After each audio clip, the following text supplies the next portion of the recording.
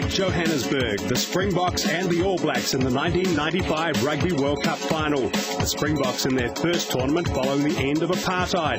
And the All Blacks struck down with a serious stomach bug. Or was it food poisoning? We'll never know. Now, not a try was scored, but the second period of extra time, the boot of Joel Stransky put the home team ahead, and they held on for the win. The two best teams in the tournament played that day, and the result left the Rainbow Nation jubilant. In 1999, the old foes met in the playoff for third. More drop goals, another South African win. But at the 2003 tournament, the All Blacks turned the tide. A quarter-final showdown in Melbourne, a comprehensive victory with names like Spencer, McDonald, Collins, Mealamu and Rokotoko starring.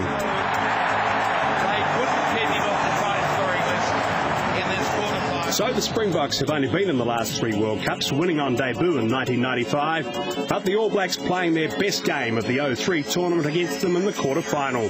These two teams are currently first and second on the IRB World Rankings and share the closest head-to-head record in World Rugby.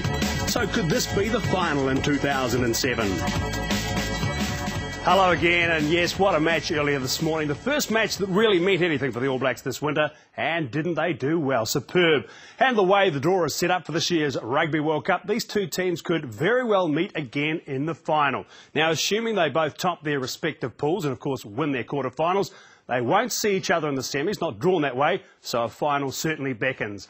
All Black coach Graham Henry warned as far back as when the Blues lost to the Sharks at Albany midway during Super 14 that the South Africans would be formidable. And others have said that this match this morning, an away game in the Republic, was the single most important fixture for the All Blacks in the lead up to the World Cup.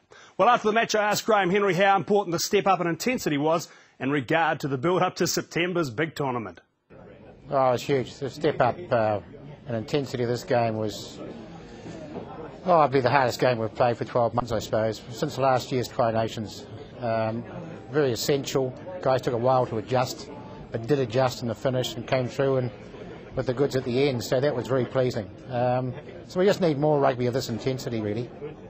Graham, you must feel that today, especially the last 10 or 15 minutes, were the first time we've really been able to see the benefits of the, at times, much criticised reconditioning program.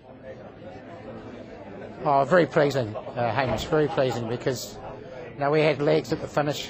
Our guys could have played for another half, and the Boks were gone. So it's a huge pat on the back for the conditioning window, if you like, but also for the guys who came on as substitutes, and they added a lot to what we were doing. So it's a 22-man game these days, and the guys who come on as subs were excellent. Great stuff. And Graham Henry also felt there was still plenty of room for improvement. Now, that's exactly what we'd want at this time of year, I should imagine. Certainly don't want to peak too soon. Been there, done that. Next week, it's the Wallabies in Melbourne. Bound to be another cracker, and hopefully, like this morning, another great confidence booster. See you then. This update brought to you by Bank of New Zealand, Harvey Norman, Telecom and Heineken. The Rugby World Cup, live only on 3.